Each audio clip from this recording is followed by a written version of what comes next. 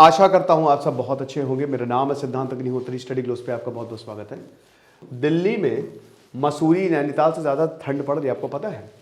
शुक्रवार को फ्राइडे को 1.8 डिग्री सेल्सियस टेम्परेचर पहुंच गया था। नैनीताल, धर्मशाला, इन सब की बात करें तो 4-5 डिग्री सेल्सियस की हेरफेर में था।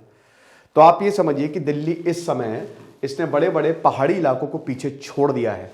अनंतनाग में -9 डिग्री सेल्सियस है, जम्मू कश्मीर में, और दिल्ली में बहुत ठंड पड़ रही है। दिल्ली क्या, उत्तर भारत, चुरू, राजस्थान के चुरू में पारा 0.6 डिग्री सेल्सियस पहुंच गया है।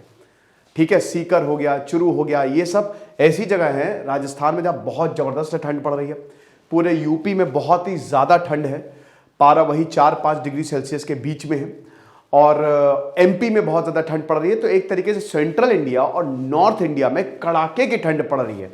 मौसम विभाग ने बताया कि अगले 2 दिनों तक राहत नहीं मिलेगी, शीतलहरी चल रही है। देखिए मौसम इतनी ज्यादा ठंड क्यों पड़ रही है। सबसे पहले तो ये साइक्लोनिक सर्कुलेशन जो है वो ईरान में डेवलप हो गए, डिस्टर्बेंस हो गए हैं, जिसकी वजह से हिमालयन रीजन में स्नोफॉल हो सकती है। अफगानिस्तान, पाकिस्तान से जो हवा आती है वो बहुत ज़्यादा सर्दी पैदा करती है। वो दिल्ली से होते हुए गुजरती हैं और वो बहुत ज़्यादा सर्दी पैदा करती हैं, ठीक है ना।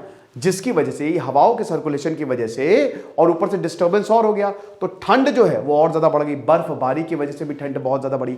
फिर दिल्ली अगल बगल पहाड़ी इलाकों से बहुत ज़्यादा घिरा हुआ है, तो पहाड़ में बर्फ पड़ेगी, पहाड़ में ठंड होगी, तो जाहिर सी बात है दिल्ली में भी ठंड बढ़ेगी। दिल्ली में कभी स्नोफॉल नहीं हो सकती। अभी हालांकि AIMS से बनाया गया था कि क्योंकि दिल्ली में इतनी ज़्यादा ठंड पड़ रही है और पहाड़ी इलाकों को भी उसने पीछे छोड़ दिया है, तो अगर स्नोफॉल होगी तो दिल्ली दिखेगा कैसे। बट दिल्ली की ज्योग्राफिकल लोकेशन ऐसी है कि यहाँ पे स्नोफॉल जो है वो नहीं हो सकती, कभी नहीं हो सकती, ठीक है। ज्योग्राफी के कारण वो क्लाउड बन ही नहीं सकते। तो ये हिसाब किताब है। फिलहाल पूरे के पूरे यूपी में ठंड का सितम जो है वो जारी है। अब इसमें राहत कब मिलेगी, ठीक है।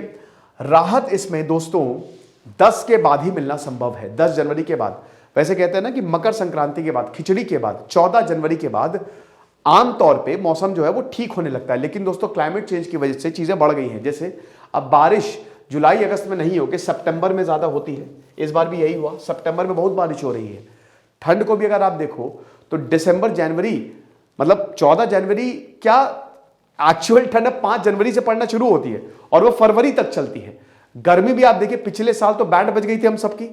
मैं पिछले साल, मुझे याद है, मैं गुजरात गया था 25 मार्च को। मुझे लगा कि सब कुछ ठीक होगा। इतनी गर्मी थी कि मैं जल भुन गया था, समझ रहे हो।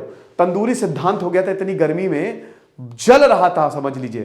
तो इतना ज्यादा गर्मी पड़ रही थी। अब मार्च में एक बहुत ही मतलब मौसम बहुत अच्छा हो जाता है, सुहावना मौसम होता है घूमने के लिए। आइडियल फरवरी और मार्च माना गया है। बट क्लाइमेट चेंज की वजह से चीजें गड़बड़ हुई हैं, ये आप देख सकते हैं, ठीक है भाई। इसमें 5 जनवरी को तो बैंड ही बज गई थी, 3 डिग्री सेल्सियस था, ठीक है। देखिए दिल्ली बड़ा है तो सफदरजंग में 3 डिग्री, आयनगर में तो 1.8 डिग्री सेल्सियस था। तो जो दिल्ली में टेम्परेचर था वो 1.8। नमी के कारण यहां पे दोस्तों धुंध भी बहुत होता है, फॉग भी बहुत होता है। आपको बता दूं कि 42 ट्रेनें लेट हैं, 42 ट्रेनें, 20 से ज्यादा फ्लाइट जो है वो डिलेड है, होंगी भाई। देखिए फॉग में विजिबिलिटी कम होती है तो ट्रेन धीमे धीमे चलती है। जैसे अभी मैं किसी को छोड़ने गया था तो उसकी ट्रेन जो है वो सुबह 10 बजे पहुंची थी, बट शाम के 5 बजे पहुंची। गलती नहीं है, फॉग इतना ज्यादा है। तो 42 से ज्यादा ट्रेनें जो है वो डिलेड हैं। तो एक तरीके से दिल्ली में फॉग भी बहुत ज्यादा पड़ता है तो ट्रेन भी डिलेड है। डेंस फॉग 6 जनवरी को हमको देखने को मिलेगा। फिर उसके बाद आप देख सकते हैं 7 जनवरी को 5 डिग्री सेल्सियस, यानी कि आज 6 डिग्री सेल्सियस, 9 जनवरी 8 डिग्री सेल्सियस, 10 जनवरी 9 और 11 जनवरी 9 डिग्री सेल्सियस। तो 10 जनवरी के बाद मौसम विभाग ने बताया है कि राहत मिलने के आसार हैं, ठीक है। तो ये चीज, अब वैसे भी ठंड तो पड़ेगी, ठंड का मौसम ही है, तो ठंड नहीं तो अब नहीं तो कब पड़ेगी। वैसे मुझे आप बताइए कि आपको सबसे अच्छा मौसम कौन सा लगता है। मुझे ठंड ज्यादा पसंद है।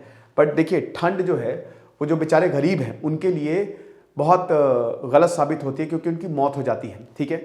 क्योंकि अब देखिए रैन बसेरा तो फुल रहते हैं दिल्ली में, बहुत सारे लोग फुटपाथ पे रहते हैं। बट इतनी कड़कड़ाती ठंड में दोस्तों, क्योंकि उनके पास ना ही पहनने के लिए सही कपड़े होते हैं, ना ही कंबल होते हैं, बहुत लोग मर जाते हैं और ये बहुत ही ज़्यादा दुखद होता है, ठीक है। तो आप मुझे कमेंट बॉक्स में बताइए कि आपको सबसे अच्छा मौसम जो है वो कौन सा लगता है। फिलहाल ये 3 कारण थे। एक तो वेस्टर्न डिस्टर्बेंस जो क्रिएट हुए हैं, साइक्लोनिक सर्कुलेशन ईरान की वजह से जो बना, जिसकी वजह से बहुत ज़्यादा ठंडी हवाएं जो हैं वो पूरे हिमालयन रीजन से पास होगी और ज़बरदस्त बर्फ पड़ेगी। दूसरा वही कि दिल्ली में जो आसपास के पहाड़ी एरिया है वहाँ पे भी बर्फबारी ज़बरदस्त तरीके से हो रही है, और दिल्ली पूरा बर्फ से घिरा ही हुआ है। अरावली रेंज जो है, बर्फ के कह रहा हूँ, पहाड़ी एरिया से आसपास घिरा ही हुआ है भाई। बगल में हिमाचल है, थोड़ा इधर राजस्थान, अरावली रेंज इधर पड़ती है, यहीं पे तो ख़त्म होती है, ठीक है, ये चीज़ है। और पड़ती है यहाँ पे ठंड। तो इन कारणों की वजह से दिल्ली में ठंड बहुत ज़्यादा, और पूरे उत्तर भारत में कड़कड़ाके की ठंड है, मतलब ज़बरदस्त ठंड है, ठीक है। दिल्ली में ठंड होगी तो भाई बाकी जगह तो पीड़ित होंगी। साउथ में ठंड पड़ती ही नहीं है ना, वहाँ पे टेम्परेचर नॉर्मल होता है। महाराष्ट्र में ठंड नहीं पड़ती, कोस्टल एरियाज़ हैं, तो वहाँ तो अगर मान लीजिए कि 10-15 डिग्री सेल्सियस पड़ जाए, हो जाए टेम्परेचर, वैसे कभी होता नहीं है, 20-25 के फेर में ही रहता है, ठीक है। इस समय वहाँ पे 20-25 ही होगा, मैंने चेक नहीं किया। तो वहाँ पे अगर इतनी ठंड हो जाए तो वो सब पगला जाए कि अरे बाप रे, मैंने तो इतनी कभी ठंड देखी ही नहीं। तो ये हिसाब किताब है, बट ज्योग्राफी ऐसी है कि उत्तर भारत में पूरी ठंड होगी। दिस इज सिद्धांत अग्निहोत्री साइनिंग ऑफ। छोटा सा लेक्चर था, थैंक यू सो मच।